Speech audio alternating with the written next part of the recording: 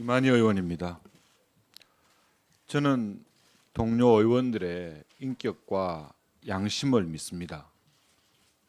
비록 수차례에 걸쳐서 엄밀하게 식당에서 청문회의 주요 증인인 고영태를 장시간에 걸쳐 만난 동료 야당 의원의 행위도 진실을 밝히기 위한 노력의 일환이라고 믿고 있습니다.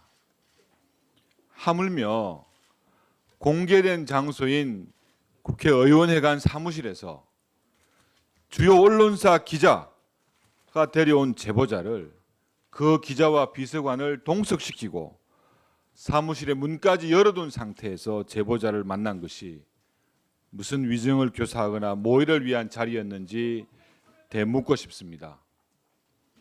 이번 청문 과정에서 증인으로 채택된 정동춘을 만난 것은 이완영 위원의 요청으로 그의 사무실에서 동료 의원들과 만난 것이 전부였습니다. 질의하겠습니다.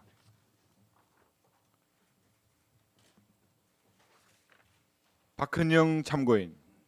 네, 15일 4차 청문회에서 위증한 사실이 있습니까? 없습니다. 박헌영 참고인은 본 위원을 단 한 번이라도 만나거나 단 한 번이라도 전화 통화한 사실이 있습니까? 없습니다. 제가 정동춘 참고인을 통해서 어떤 내용을 물을 테니까 이렇게 대답하라고 지시를 전달받은 적이 있습니까? 없습니다. 그러면 한 번도 제 질의에 대해서도 알 수도 없습니다. 들은 적도 없고 전화 통화도 할 수도 없었습니다. 그렇지만 많은 국민들께서 고영태라는 사람이 어떻게 13일 날 월간 중앙에서의 인터뷰를 통해서 제가 할 수 있는 질의를 미리 예측을 했겠습니까? 저는 제 제보자를 만난 것은 13일 날 밤 늦은 시간이었습니다. 9시 50분. 시간상으로 따진다면 고영태 증인이 먼저 인터뷰를 하고 난 이후였습니다. 박헌영 증인, 왜 그렇다고 생각하십니까? 그 이유는 아까도 말씀드렸다시피 여기 나와 있는 노승일 부장이 고영태 증인에게 제가 기존에 본인에게 해왔던 태블릿 얘기라든지 태블릿 얘기라는 것도 간단합니다. 딱 세 가지입니다. 제가 고영태 증인이 들고 다니는 걸 봤고 그 책상 안에 마지막에 있었고 그리고 잭을 사오라고 시켰었다는 이 세 가지입니다. 알겠습니다. 이것과 함께 아까 말씀드렸던 거기까지 하시죠. 우리 노승일 참고인. 조금 전 박헌영 참고인의 얘기에 대해서 어떻게 해서 제가 제보자를 만난 것은 고영태 증인이 이미 인터뷰를 하고 난 이후였단 말입니다. 어떻게 제가 그것을 질의할 것인지 아니면 새누리당의 의원이라고 이렇게 지칭을 했는 것 같은데 어떻게 그걸 알 수 있다고 생각을 하십니까? 저는 의원님과 이완영 의원님이 정동춘 이사장님을 만났다고 생각지도 않았습니다. 그 이유는 뭐냐? 그건 거기서 끝내고요. 그 다음에 뭐냐면요. 박헌영 과장이 테라스에서 2층 테라스에서 저한테 그렇게 얘기합니다.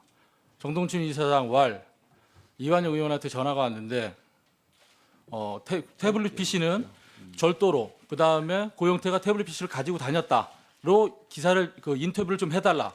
그 내용이고요. 그 다음에 그걸 부탁을 제가 그래서 하지 말라 그랬고 박헌영 과장이 미쳤어요. 제가 하게요. 이렇게 얘기했고요. 그 다음에 직원들과 밥 먹으러 가는 이동 중에 박헌영 과장이 이런 얘기를 합니다.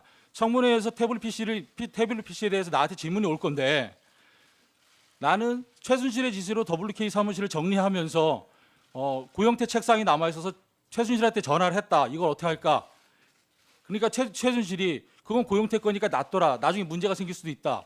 그 다음에 박헌영 과장이 뭐라 하냐면 시간이 없습니다. 책상에 보니까 태블릿 PC와 카메라가 있었다. 이렇게까지 얘기했습니다. 예, 알겠습니다. 다음 추가 질의하도록요.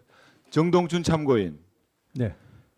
12월 9일 이완영 의원 사무실에서 저를 본 것을 제외하고 단 한 번이라도 저를 만나거나 전화 통화한 사실이 있으십니까? 없습니다.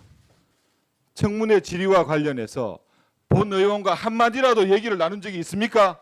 없습니다. 질의응답과 관련해서 이만희가 정동춘 위원장한테 박헌영이한테 전달하라고 하면서 위증을 공모하거나 교사한 지시를 한 적이 있습니까? 없습니다.